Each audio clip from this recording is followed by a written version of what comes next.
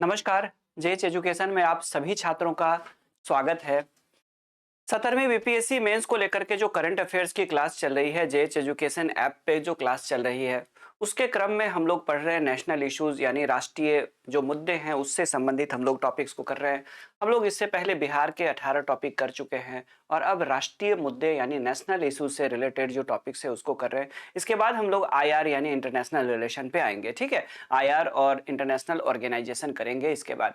इसी क्रम में आज संडे था, लेकिन उसके बावजूद चूंकि क्लास आपकी पढ़ाई रुकनी नहीं चाहिए और टाइम से सिलेबस को पूरा कराना भी एक कमिटमेंट होता है, बेहतर ढंग से पूरा कराना। और उसी कमिटमेंट के तहत आज हम लोगों ने एक बहुत बड़े इशू पे चर्चा की। जनवरी 2025 में आपको पता होगा कि भारत सरकार के द्वारा जो कृषि 4.0 एक इनिशिएटिव लिया गया, एक रेवोल्यूशन की शुरुआत की गई एक तरह से देखे तो, उसको लेकर के हम लोगों ने लॉन्ग आंसर के लिए यानी कि हम लोगों ने फुल लेंथ आंसर के लिए उस टॉपिक को तैयार किया, उसके कॉन्सेप्ट को समझा, उसके डिफरेंट डायमेंशन पे लेक्चर लिया और उसके बाद जाकर के जो स्टूडेंट्स है उनको प्रिंटेबल इंग्लिश और हिंदी में पीडीएफ भी अवेलेबल कराया।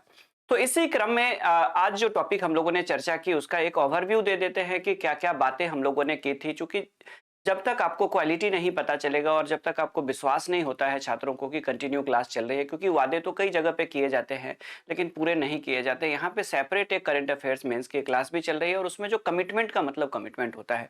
तो उसके तहत देखिए, आज हम लोगों ने जो जनवरी में 2025 में जो केंद्र सरकार ने लॉन्च किया है एग्रीकल्चर 4.0, उसके बारे में हम लोगों ने बात की और उसमें हम लोगों ने इसको बेसिकली, चूंकि ये फुल लेंथ आंसर के लिए है, तो इसमें हम लोगों ने प्रॉपर इसका स्ट्रक्चर भी बनाया, टॉपिक का सिनॉप्सिस भी बनाया जिसमें इंट्रोडक्शन, मेन बॉडी और कंक्लूजन की बात की। उसके बाद इसके मेन बॉडी को 6 भागों में हम लोगों ने आज बांटा था, जिसमें अदर एग्रीकल्चर रेवोल्यूशन की बात की थी या डिफरेंट एग्रीकल्चर रेवोल्यूशन, अन्य कृषि क्रांतियां कौन कौन सी हुई है उस पर बात की।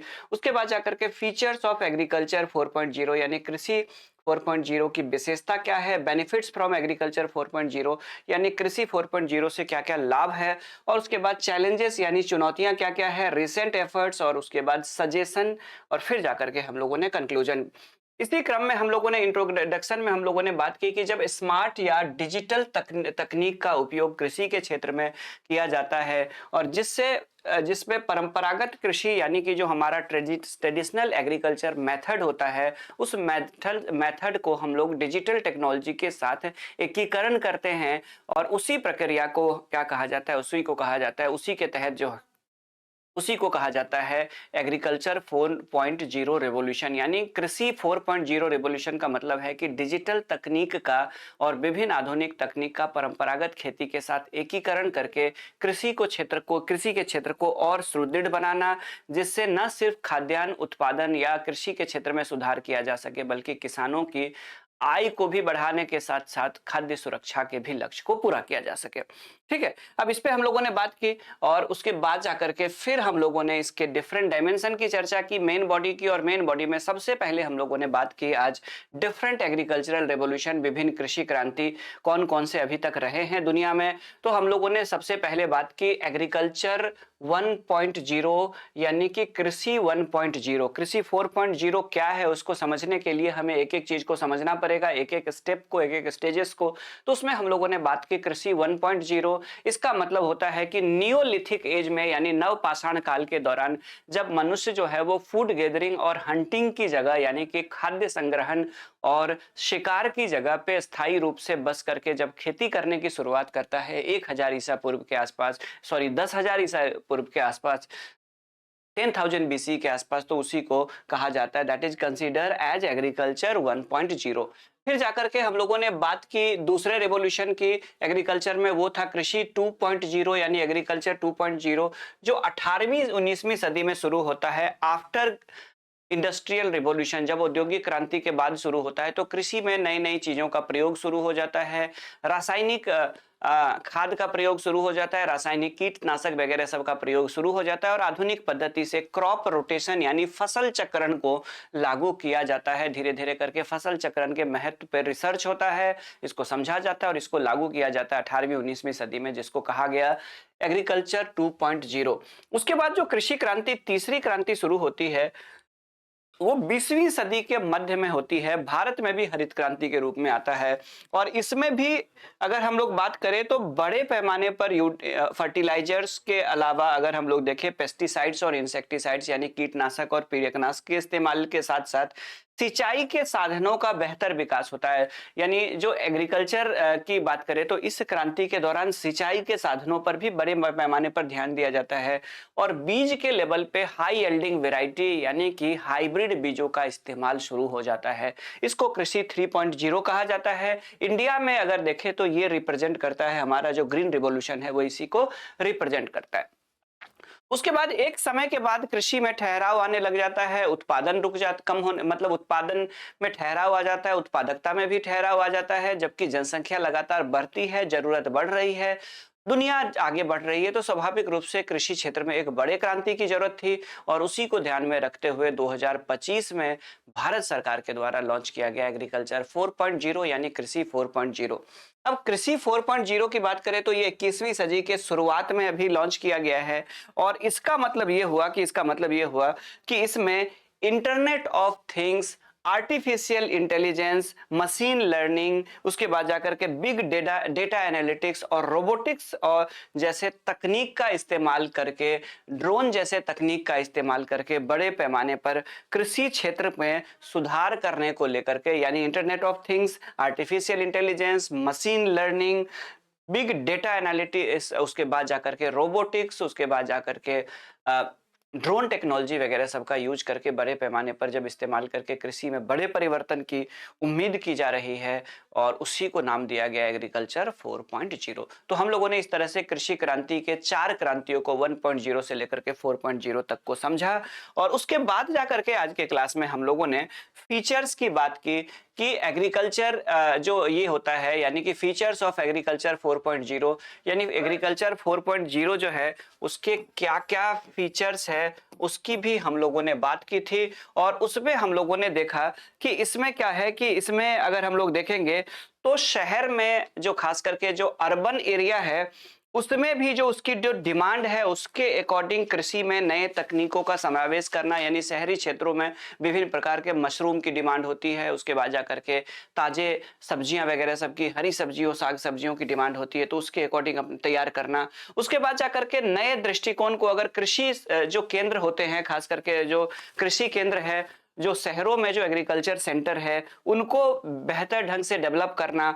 उसके बाद जाकर के जो इंटरनेट ऑफ थिंग्स है, वर्टिकल फार्मिंग है। वर्टिकल फार्मिंग का मतलब है कि बड़े बड़े शेड के अंदर जब खेती की जाती है तो उसके अंदर अलग अलग वो बने होते हैं शेफ की तरह, जैसे बुक शेफ होता है वैसे अलग अलग बने होते हैं और सब में खेती की जाती है। यानी कि वर्टिकल फार्मिंग का मतलब हो गया कि अब ऐसे खेती नहीं है कि अगर 10 बाई 10 का खेत है तो 10 बाई 10 में ही जमीन होगी। 10 बाई 10 का खेत है तो उसको 5 अलग अलग एक शेफ्स की तरह बना करके उसमें अलग अलग फसल ऐसे करके उगाए जा सकते हैं। इसको कहा जाता है, ठीक है, इसको कहा जाता है वर्टिकल खेती, जिसमें 10 बाई 10 की भी अगर आपके पास जमीन है तो उसमें 5 फ्लोर की तरह बना करके आप खेती कर सकते हैं। उसके अलावा खेती में एक और तकनीक जिसको हाइड्रोपोनिक्स कहा जाता है। हाइड्रोपोनिक्स का मतलब होता है जल कृषि, यानी कि जो मिट्टी है, मिट्टी से जमीन फसल पोषक तत्व लेती है। अगर पानी में ही घोल करके अगर उसको तैयार किया जाए, बड़े बड़े कंटेनर टाइप का रहे और उसी में पानी में जो हरी साग सब्जियों को उगाया जाता है तो उसकी जड़ पानी के अंदर से पानी भी लेता है और पोषक तत्व को लेता है और बाकी सूर्य की रोशनी के साथ वो क्या करता है तो वो फोटोसिंथेसिस की प्रोसेस को पूरा करता है। यानी कि खेती के लिए मिट्टी या जमीन की जरूरत नहीं रह जाएगी। शहरी क्षेत्र में वैसे भी जमीन का अभाव होता है तो वहां पे हाइड्रोपोनिक्स या वर्टिकल जो एग्रीकल्चर होती है, फार्मिंग होती है, उसको बढ़ावा देकर के शहर की जरूरत को पूरा किया जा सकता है। ये एक विशेषता है उसकी। उसके बाद जाकर के अगर हम लोग देखेंगे तो उसके बाद जाकर के जो अगला है वो है जो एक और है कि हमारा जो यूथ है, हमारी जो युवा पीढ़ी है वो खेती की तरफ से विमुख होते जा रहे हैं। यहाँ तक कि सिर्फ वो लोग नहीं जो तकनीकी रूप से सक्षम है, दूसरा काम कर सकते हैं, बल्कि वो लोग भी जो किसानों के पुत्र हैं और बहुत कम पढ़े लिखे हैं या बहुत ज्यादा टेक्नोलॉजी नहीं जानते हैं, ऐसे लोग भी खेती छोड़ के कोई भी काम करना चाहते हैं। रिक्शा चला लेंगे लेकिन खेती नहीं करेंगे। तो बड़े पैमाने पर जो युवा है उसको भी खेती की तरफ, मॉडर्न खेती की तरफ अट्रैक्ट करना। कुछ लोग ऐसे एक्सेप्शन है जो एमबीए करने के बाद जॉब छोड़ करके खेती या पशुपालन कर रहे हैं। कुछ लोग सीए की नौकरी छोड़ करके कुछ लोग ऐसे भी हैं जो सरकारी नौकरी, इंजीनियरिंग वगैरह वगैरह सब करने के बाद सरकारी नौकरी कर रहे हैं या बड़ी बड़ी एमएनसी में काम कर रहे हैं और वो छोड़ करके फिर से खेती शुरू कर रहे हैं, ऑर्गेनिक फार्मिंग कर रहे हैं। कई युवतियां वगैरह सब ऐसे एग्जाम्पल है, लेकिन इससे और बड़े पैमाने पर हमें अट्रैक्ट करने की जरूरत है। तो कृषि 4.0 की जो एक और विशेषता ये है कि जो लार्ज स्केल पे जो यूथ है उसको एग्रीकल्चर की तरफ अट्रैक्ट करने का प्रयास किया गया है। ठीक है, ये सब के सब उसकी विशेषता है। अब उसके बाद जाकर के फिर हम लोगों ने बात की कि जो एग्रीकल्चर 4.0 है उससे क्या क्या बेनिफिट्स होंगे, इससे क्या क्या फायदे होंगे। उसके बेनिफिट्स को हम लोगों ने फ्लो चार्ट के माध्यम से दिखाने की कोशिश की ताकि मेंस में अच्छे मार्क्स मिल सके। और उसके बेनिफिट्स में सबसे पहले हम लोगों ने बात की increase crop production and productivity. After green revolution, हरित क्रांति के बाद अब फसलों का उत्पादन और उत्पादकता लगभग स्थिर हो चुकी है। कई सारे ऐसे फसल है जिसकी उत्पादकता या तो स्थिर है या घट भी गई है कई जगहों पे, तो इसको बढ़ाना एक उद्देश्य है। उसके बाद इससे बढ़ेगी। दूसरा, इससे रिसोर्स एफिशिएंसी यानी संसाधन दक्षता बढ़ेगी। अभी तक क्या होता है कि संसाधन के रूप में जैसे हमारे पास इरिगेशन रिसोर्स के रूप में पानी है, तो पानी का मिसयूज होता है या पानी का उतना इफेक्टिव यूज नहीं होता है। अगर हम लोग मॉडर्न एग्रीकल्चर मेथड को ले ले, कृषि 4.0 की बात करें, तो इसमें क्या होगा, 50% तक जल को बचाया जा सकता है जो सिंचाई में दुरुपयोग होता है, 50% तक वाटर को बचाया जा सकता है। उसके बाद क्लाइमेट रिस्क मिटिगेशन यानी जलवायु संबंधित जोखिम का न्यूनीकरण। जलवायु संबंधी जोखिम रहता है जैसे कि ग्लोबल वार्मिंग बढ़ रही है, क्लाइमेट चेंज हो रहा है। देश के कई भागों में क्या होता है कि देश के कई भागों में सूखा पड़ जाता है, कई बार बाढ़ आ जाती है, उसके बाद जाकर के ओले पड़ने शुरू हो जाते हैं, कई बार हीट वेव चलना शुरू हो जाता है, कुछ क्षेत्रों में कई बार कोल्ड वेव चलना शुरू हो जाता है। तो ये जो क्लाइमेट से संबंधित जो रिस्क है उसको कम से कम करना, न्यूनीकरण करना किया जाएगा कृषि 4.0 में, ताकि किसानों को नुकसान ना हो। ठीक है, टेक्नोलॉजी के यूज से। उसके बाद जाकर के supply chain and market access. अभी क्या है कि कई जगह पे सप्लाई चेन की स्थिति बेहतर नहीं है, यानी जहां डिमांड है वहां पे सप्लाई नहीं है, और जहां से सप्लाई करने की इच्छा है उनको पता ही नहीं है कि कहां पे डिमांड है। यानी किसान और बाजार के बीच में जो दूरी है उसमें एक और विकल्प डिजिटल प्लेटफॉर्म के रूप में उभरेगा। जिसको जरूरत है उसको भी ताजी चीजें मिल जाएगी, फार्म फ्रेश चीजें मिल जाएगी, सीधे फार्म से पिक किया जा सकता है। ये सब सारी चीजें जो है फायदे होंगे किससे, एग्रीकल्चर 4.0 से। उसके बाद डेटा संचालित निर्णय। अभी तक क्या है कि किसानों के पास बेहतर डाटा नहीं है, एग्रीकल्चर से रिलेटेड डाटा का अभाव है, जिसकी वजह से बेटर डिसीजन नहीं ले पाते हैं। जो किसान होते हैं वो उसी फसल को उपजा रहे हैं जिसको 10 साल पहले भी उपजा रहे थे, जबकि आज जो है वो अनाज के अलावा डिफरेंट टाइप की जो वेराइटीज की चीजें हैं जिससे न सिर्फ अच्छे दाम मिलते हैं बल्कि किसान की स्थिति बहुत अच्छी हो सकती है। तो ऐसे चीजें कब हम किसान उगा पाएंगे, जब उनके पास ऐसे डाटा होंगे, ऐसे एग्जाम्पल्स होंगे, गाइडेंस होंगे। तो डाटा संचालित निर्णय लेने में किसानों को आसानी होगी कि कैसे मशरूम की खेती करके आप जीवन को बदल सकते हैं, कैसे आप एलोवेरा की खेती करके जीवन को बदल सकते हैं। उसके बाद जाकर के फिर ठीक है, डेमोक्रेटाइजेशन की बात करेंगे। तो डेमोक्रेटाइजेशन में अगर हम लोग देखेंगे तो उसमें एग्रीकल्चर नॉलेज यानी कृषि ज्ञान का लोकतंत्रीकरण, यानी ऐप के माध्यम से, जैसे अगर हम लोग बात करें तो कई सारे ऐसे ऐप है, जैसे सरकार की तरफ से अगर हम लोग देखेंगे तो कई सारे आर्टिफिशियल इंटेलिजेंस का उपयोग करके, जैसे चैटबॉट्स वगैरह सब का उपयोग करके, मोबाइल ऐप का उपयोग करके क्या किया जाएगा, लोकतंत्रीकरण किया जाएगा। कृषि से संबंधित जो ज्ञान है, कृषि से संबंधित जो आंकड़े हैं, लोकतंत्रीकरण करने का मतलब छोटे छोटे किसानों तक भी उस ज्ञान को पहुंचाना। तो ये सारे के सारे जो लाभ होंगे वो एग्रीकल्चर 4.0 से होंगे, इसको हम लोगों ने समझा। उसके बाद हम लोगों ने कुछ केस स्टडी को भी आज समझने की कोशिश की कि कैसे आधुनिक तकनीक के उपयोग के साथ साथ कृषि में अगर हम लोग बेहतर ढंग से कार्य करें तो कैसे हम लोग कोई किसान अपने जीवन को बदल सकता है। उसमें हम लोगों ने आज हर्ष धनदेव का एग्जाम्पल लिया। हर्ष धनदेव जो कि एलोवेरा की खेती करते हैं, ठीक है, जो कि एलोवेरा की खेती करते हैं। कहाँ पे, राजस्थान में। सरकारी इंजीनियर थे, नौकरी छोड़ करके इन्होंने एलोवेरा की खेती शुरू की और आज न सिर्फ अपनी आर्थिक स्थिति सुधारे बल्कि कई लोगों को रोजगार भी दे पा रहे। तो इस तरह से बहुत सारे केस स्टडी पे, 2-3 केस स्टडी पे भी हम लोगों ने चर्चा की, जो कि जरूरी होता है क्योंकि एग्रीकल्चर 4.0 के तहत केस स्टडी की कैसे कृषि में तकनीक का, आधुनिकतम तकनीक का उपयोग करके आप अपने जीवन को बेहतर बना सकते हैं। उसमें हम लोगों ने हर्ष धनदेव की चर्चा की और उसके बाद जाकर के फिर हम लोगों ने केस स्टडी में एक और हरीश धनदेव की चर्चा की और उसके बाद जाकर के एलोवेरा की खेती से एक और सरकारी इनकी हम लोगों ने बात की, और उसके बाद जाकर के एक और हम लोगों ने किसान की बात की थी इसमें। तो हम लोगों ने 2-3 किसानों की बात की, उसमें से एक किसान हम लोगों ने यहाँ से लिया था, महाराष्ट्र के किसान की बात की कि कैसे आधुनिक खेती करके इन्होंने अपने जीवन में बदलाव लाया है। तो ये 2 केस स्टडी हम लोगों ने इस पे बात की। उसके बाद जाकर के फिर हम लोगों ने देखा कि एग्रीकल्चर 4.0 जो कि एक एम्बिशियस मिशन है सरकार का, लेकिन इसको लेकर के बहुत सारे चैलेंजेस भी है, बहुत सारी चुनौतियां भी इसे लागू करने को लेकर के। तो कौन-कौन से चैलेंजेस है उस पे भी हम लोगों ने बात की, और मेंस के आंसर राइटिंग के फॉर्म में इसके हम लोगों ने फ्लो चार्ट से भी समझा इसको, और इसको मेंस में बनाना भी है, जिसमें डिजिटल लिमिटेशंस की बात की कि डिजिटल सीमितता है, सभी लोगों तक डिजिटल प्लेटफॉर्म की पहुंच नहीं है हमारे देश में। हमारे देश के सभी गांवों में अभी भी मोबाइल और इंटरनेट कनेक्टिविटी नहीं आई है। ये सब एक चुनौती है, चैलेंज है एग्रीकल्चर 4.0 को लागू करने को लेकर के। उसके बाद small and fragmented land holding, यानी खेत जो है, हमारी जो परंपरागत जो ये है संयुक्त परिवार है, वो लगातार टूटता जा रहा है, जिसकी वजह से खेतों का औसत आकार छोटा हो गया है। और आपने पहले भी देखा था जब हरित क्रांति आई थी, तो वहीं पे हरित क्रांति सक्सेस हुई थी जहां पे लैंड रिफॉर्म सक्सेस हुआ था, यानी भूमि सुधार हुए थे। तो भारत के सभी भागों में लागू करना ये एक चैलेंज है, खास करके छोटे छोटे खेतों में। अगर एक व्यक्ति के 6 जगह छोटे छोटे खेत है, तो 6 जगह आधुनिक उपकरण नहीं लगाए जा सकते हैं, आर्थिक रूप से भी फायदेमंद नहीं है।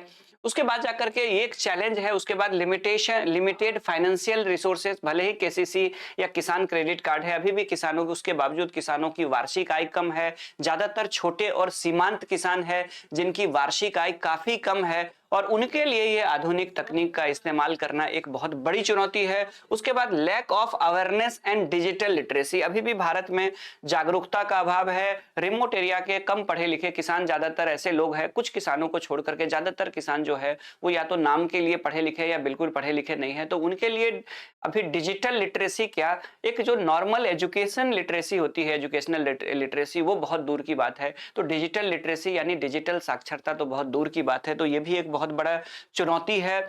जागरूक भी नहीं है। अगर किसी किसान से बात करेंगे, देश के किसान से, तो सारे किसान को भी पता भी नहीं है कि कृषि 4.0 क्या है। उसके बाद जाकर के इन एडुकेट डाटा इंफ्रास्ट्रक्चर, देश में कृषि से संबंधित डाटा का भी अभाव है कि किस क्षेत्र में डाटा एनालिसिस करेंगे, डाटा एनालिसिस करके तब जाकर के आप आधुनिक तकनीक को अपना सकते हैं, कृषि में नई चीजों को लागू कर सकते हैं, लेकिन उससे संबंधित पर्याप्त डाटा और रिसर्च का अभाव है अभी भी।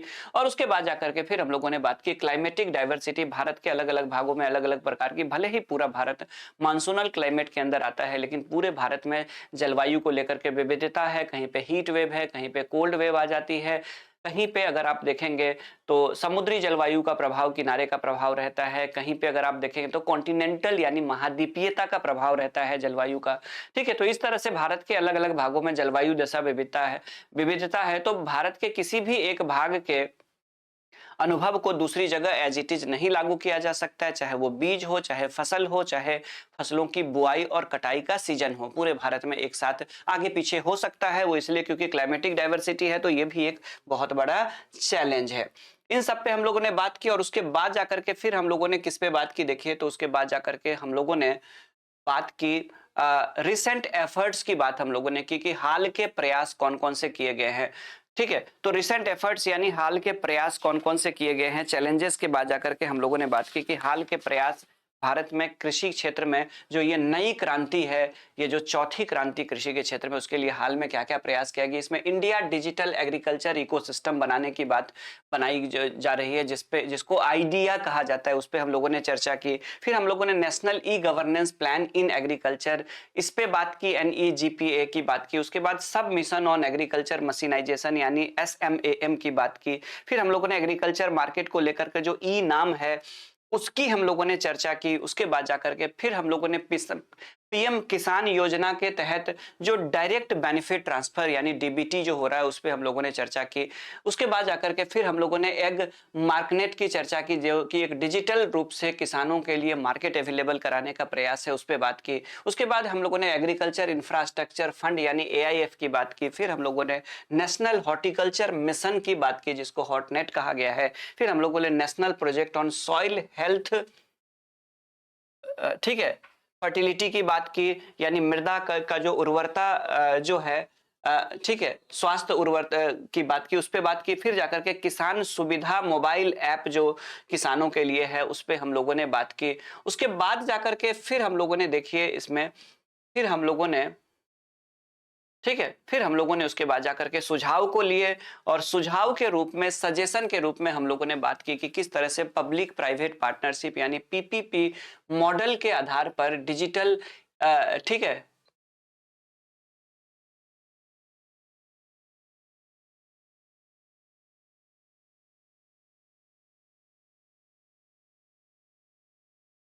डिजिटल इंफ्रास्ट्रक्चर को डेवलप करने की बात की, यानी प्राइवेट और पब्लिक सेक्टर मिल करके डिजिटल इंफ्रास्ट्रक्चर को डेवलप करे, इस पे हम लोगों ने बात की। फिर हम लोगों ने डिजिटल लिटरेसी प्रोग्राम चलाया जाना चाहिए, इस पे हम लोगों ने सुझाव दिए। फिर हम लोगों ने कृषि विज्ञान केंद्र के माध्यम से स्थानीय मार्केट या स्थानीय कृषि तकनीक के सॉल्यूशन की बात की हम लोगों ने, ये सुझाव हो सकता है। और उसके बाद जाकर के हम लोगों ने कुछ और भी सुझाव इसके तहत हम लोगों ने लिए सजेशन के रूप में, जैसे हम लोगों ने लिए कि कृषि क्षेत्र में नवाचार को लागू करना, और उसके बाद जाकर के फिर हम लोगों ने उसके बाद जाकर के कृषि शिक्षा में, यानी जो एग्रीकल्चरल यूनिवर्सिटी है जहाँ पे एग्रीकल्चर से रिलेटेड जितनी डिग्रियां दी जाती है, तो वहां पे भी जो उसका जो करिकुलम है या सिलेबस है, उस सिलेबस में जो कृषि 4.0 है उसका एकीकरण किया जाना चाहिए, इस पे भी हम लोगों ने बात की। और उसके बाद जाकर के हम लोग एक निष्कर्ष पे पहुंचे, और एक निष्कर्ष पे पहुंचते हम लोगों ने उस कंक्लूजन में इस बात की चर्चा की कि इस तरह से जो एग्रीकल्चर 4.0 है वो एक रिवोल्यूशनरी चेंज ला सकता है इंडिया के एग्रीकल्चर सेक्टर में, और इसीलिए ये न सिर्फ किसानों को सशक्त करेगा, इंपावर करेगा, बल्कि देश में फूड सिक्योरिटी को भी इंश्योर कर सकता है, सुनिश्चित कर सकता है, और इसीलिए एग्रीकल्चर 4.0 का सफल होना जरूरी है। तो इस तरह से हम लोगों ने चीजों को समझा। ऐसे स्टूडेंट जो अभी भी पीटी पास किए हैं लेकिन मेंस में करंट को लेकर के परेशान है, वैसे स्टूडेंट बिल्कुल परेशान ना हो। आप लोग अगर छूट गए हैं तो बाकी चीजें रिकॉर्डेड पूरा कर लीजिए। ये जितनी भी क्लासेस चल रही है Ravi Kumar Jha JH education app पे, ये क्लास हिंदी और इंग्लिश बाइलिंगुअल क्लास चलती है। इसमें सेपरेट इंग्लिश और हिंदी में पीडीएफ नोट्स डेली ही प्रोवाइड करा दिया जाता है टॉपिक डिस्कशन के साथ ही। और हम लोगों ने अभी तक बिहार कर लिया, नेशनल भी अब खत्म होने वाले हैं, उसके बाद हम लोग इंटरनेशनल शुरू करने वाले हैं। तो ऐसे स्टूडेंट जो प्रीलिम्स निकाल चुके हैं और इस बार मेंस दे रहे हैं, और जो छूट गए अभी तक जिनका ध्यान नहीं गया था इस कोर्स पे, तो आप लोग प्ले स्टोर पे चले जाइए। और प्ले स्टोर पे जाने के बाद आपको क्या करना है, तो प्ले स्टोर पे जाने के बाद आपको Ravi Kumar Jha JH education app का नाम है, प्ले स्टोर पे आपको मिल जाएगा, उसको डाउनलोड कर लीजिए और आप इसको ज्वाइन कर लीजिए। आप इस कोर्स को ज्वाइन कर सकते हैं। ये ना सिर्फ 70वीं बीपीएससी के पेपर 1 के सेक्शन 2 को सपोर्ट करेगा, बल्कि पेपर 2 के तीनों सेक्शन, क्योंकि इसमें हम लोग क्या कर रहे हैं, तो इसमें ऐसे पॉलिटिकल मुद्दे पे भी चर्चा कर रहे हैं हम लोग, ऐसे चर्चित मुद्दे जो ज्योग्राफी और इकोनॉमी से रिलेटेड है उस पे भी चर्चा कर रहे हैं, और ऐसे जो साइंस टेक से रिलेटेड है, यानी ये आपके 4 सेक्शन को अपडेट कर देगा। तो इसीलिए आप लोग जाकर के उसको ज्वाइन कर सकते हैं। फीस भी काफी कम कर दी गई है, डिस्काउंट भी चल रहा है अभी, तो आप लोग जरूर जुड़े। और मिलते हैं इसी तरह के इंफॉर्मेशन के साथ। Thank you, have a nice day, जय भारत।